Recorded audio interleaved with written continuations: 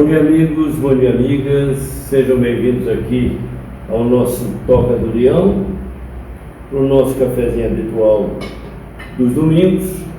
Hoje um café um pouco diferente, estamos aqui na casa da Lília, do Júnior, nossos seres muito queridos, ela minha filha e meu genro.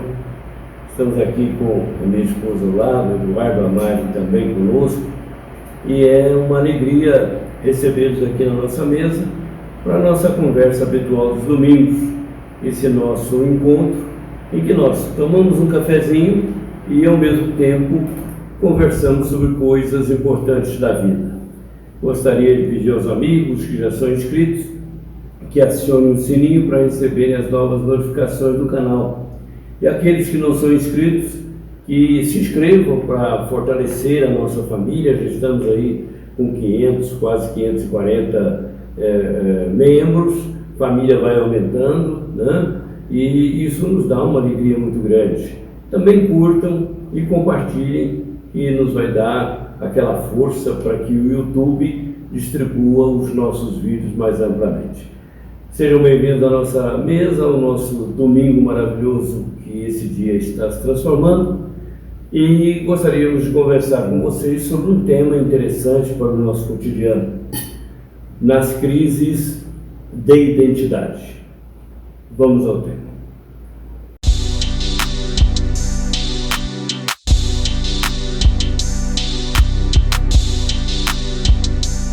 Pouco tempo me lembrei de uma frase de Kurt Vonnegut Jr., grande ator, e ele representou durante a vida muitos, dezenas, centenas de personagens, que ele disse que chegou um dia que ele começou a confundir, ele não sabia mais qual era o personagem que predominava no seu comportamento, porque eram várias apresentações, e ele naturalmente foi incorporando a personalidade de cada um dos personagens que ele representava. E ele chegou um momento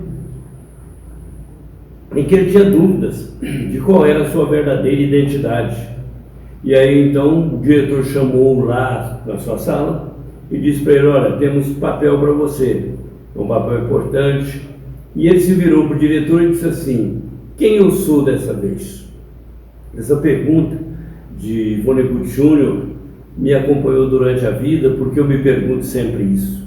Mas há pouco tempo, conversando com alguns amigos, dois deles colocaram para mim que eles passaram por situações que eles não se reconheceram, porque normalmente pessoas pacatas, tranquilas, serenas aparentemente, e numa discussão familiar um deles havia dito que exacerbou o temperamento, o momento ali, e ele então não se reconheceu, e ele disse textualmente: eu não me reconheci.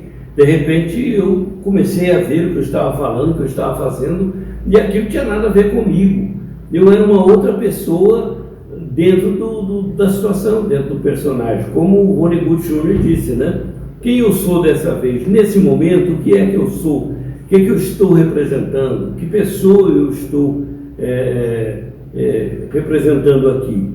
E muitas vezes, em determinadas situações da vida, submetidos a uma pressão emocional, uma pressão seja intelectual, seja pressão de natureza social ou financeira, ou qualquer pressão na nossa mente, no nosso coração, nós às vezes começamos a ter comportamentos estranhos, diferenciados daqueles que habitualmente são os nossos comportamentos correntes. Então, essa pergunta de Vonnegut Jr. Ocorreu no momento em que ele tinha mais um personagem para representar. E a gente se pergunta: quantos personagens nós representamos ao longo da vida? Né? Nós aqui temos a filha, o filho, a esposa, a nora, o genro. Então nós estamos aqui na representação da família. E nesse momento, você muitas vezes no dia a dia tem choques, entre choques, os choques opinativos, por exemplo, né? Pontos de vista que não são necessariamente concordes, pode haver divergência, o que não significa inimizade, o que não significa que nós vamos ter aí uma dissensão propriamente dita.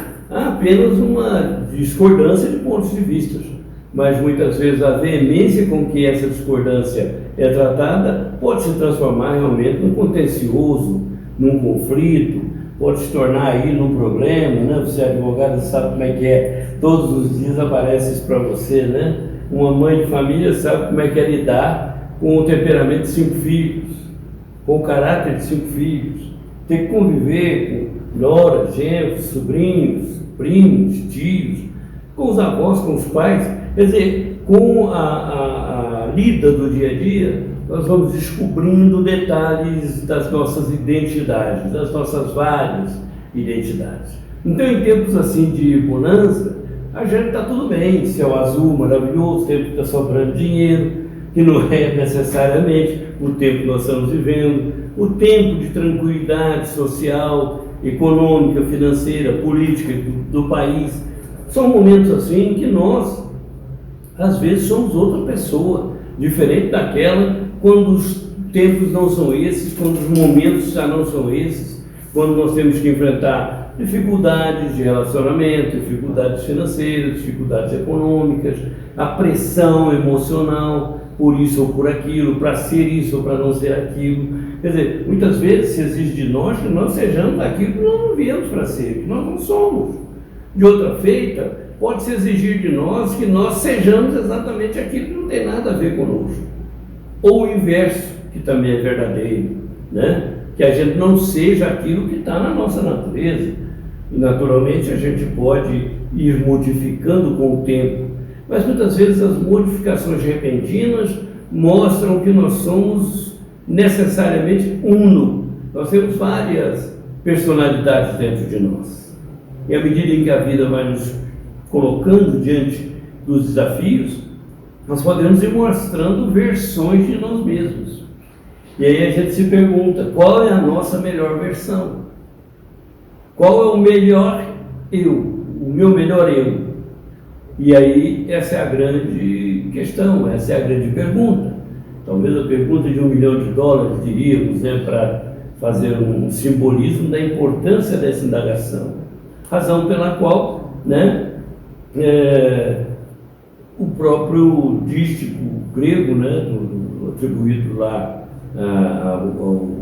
aos sábios gregos, no templo, no tabernáculo lá, e conhece-te a ti mesmo, o grande desafio. Esse é o grande desafio de ontem, foi um grande desafio, nós não vencemos, porque nunca estamos prontos para dizermos que somos uma coisa só.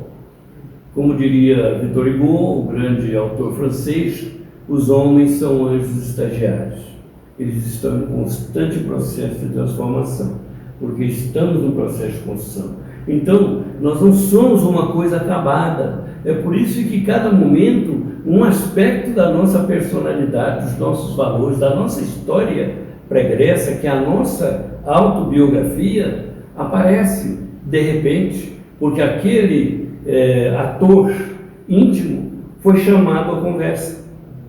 Ora, porque o tom da conversa subiu, porque o diapasão da conversa mudou, porque o caráter da conversa mudou, porque nós nos sentimos mais ou menos constrangidos a ter essa ou aquela postura. Às vezes nós somos arrancados de um silêncio tumular sobre a nossa personalidade, o nosso caráter, porque um detalhe ou outro da personalidade, um detalhe, claro, desabonador, ou não necessariamente um detalhe criminoso, mas um detalhe ali desconfortável, inconveniente aparece, e quando ele aparece, obriga-nos a sair da zona de conforto, aquela zona de silêncio, da zona de sombra. Então, o autoconhecimento é essa busca, é esse dia a dia. Nós estamos aqui tomando um cafezinho hoje, graças a Deus, aqui é a nossa bela Ribeirão Preto, quente, né?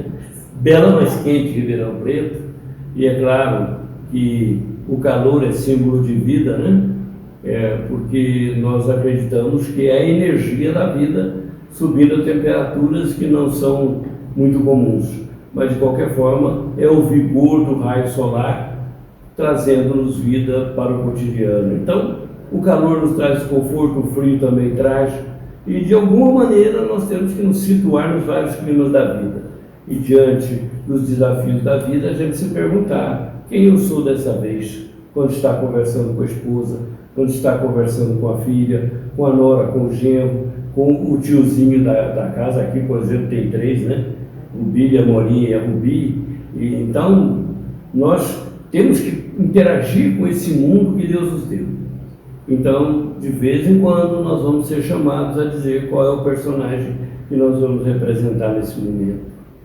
Deus espera que nós representamos o melhor personagem de todos. Foi por isso que Jesus disse: ama o teu próximo como a ti mesmo. Né? Faz por ele o que você gostaria que ele fizesse por ti. Os gregos diziam, eu não me canso de repetir, os gregos antigos, né? Nunca faça a alguém aquilo que você não gostaria que fizessem para você. Então é nesse jogo da conveniência de fazer o melhor, de fazer o que temos, de dar o que temos de melhor, nós vamos descobrindo os melhores personagens que nós vamos apresentar para a vida e representar na vida, sempre se perguntando: quem eu sou dessa vez, para poder dizer qual o melhor eu que eu posso apresentar agora. Então, na manhã de hoje, nosso cafezinho aqui com a Lília, vou até brindar o cafezinho, porque café hoje está, como dizem, pela hora da morte, né? Mas brindar um cafezinho aqui com a Célia, né, Célia? Aqui a minha companheira que me acompanha há 50 anos quase, né? Já estamos nessa jornada há 48 anos, né? Quase. E abençoar a vida que Deus nos deu nesse domingo maravilhoso. Convido a todos a desfrutarmos desse domingo, tirarmos dele o melhor, mas sem se esquecer de dar a ele o melhor de nós. Paz a todos, uma alegria tê-los visto, tê-los recebido aqui. No momento em que forem assistir o nosso vídeo, compartilhe com você o que você tiver à sua mesa. Tenham todos um bom domingo, que Deus nos abençoe e nos dê a sua paz. Pedindo bênçãos para todos, nós agradecemos por tudo. Nos encontraremos no próximo vídeo. Que Deus nos abençoe e muita paz a todos.